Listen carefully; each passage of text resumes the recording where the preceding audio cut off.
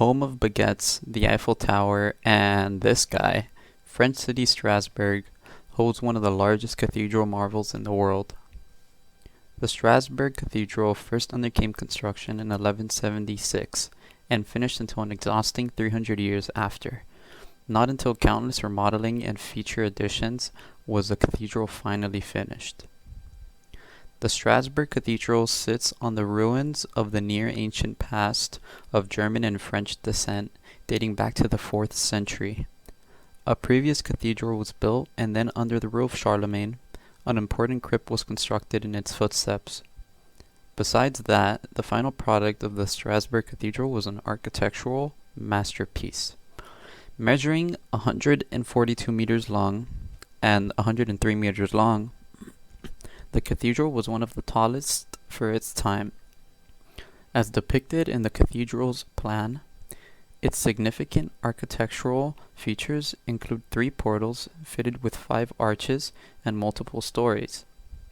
On the edges of the cathedral's nave, flying buttresses help support and add depth to the cathedral's architecture. And at the far rear of the cathedral, a lantern cupola is present, allowing outlook to the beautiful city.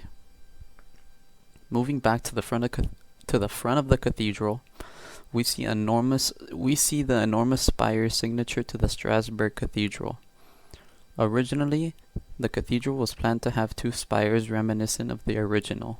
Instead, a single spire is what was constructed, and the area where the second would reside is empty. This solo standing spire serves not only as a bell tower, deemed as one of the greatest chimes in Europe, but also an architectural advancement forcing all who see it into awe. The entire cathedral follows a sort of high Gothic or Rayonnat style typical of French Gothic architecture. The exterior facades convey a very intricate portrait for the viewer. The sharp designs of the miniature spires and the contortion of shapes within each other seen in the front-facing facade are very abstract. Some stone sculptures of religious subjects and kings are depicted very heavenly and virtuous, appropriate for the cathedral. On the other hand, we have unidentifiable creatures and monsters with very odd-looking features. It seems to be bordering the line between realistic and fictional, with some creatures seeping into religious artworks and some made-up creatures on various facades of the cathedral. Walking into the cathedral, all the pointed arches and slender columns give the sense of height in the building. The amount of space and the light peering in through the windows shows just how enormous the cathedral is. The top left of the entrance lies the cathedral's organ.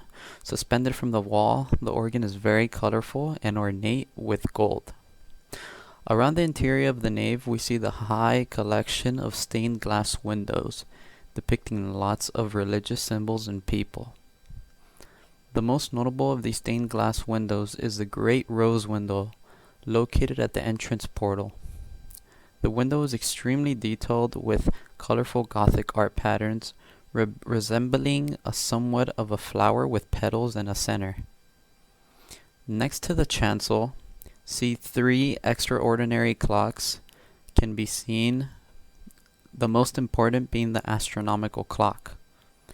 The astronomical clock was a piece of ingenious mechanized engineering for its time. When it was in working condition, it would display the position of the sun and moon in relation to each other, including their eclipses. In the front of the calendar also stood a globe capable of seeing the world in 3 dimensions.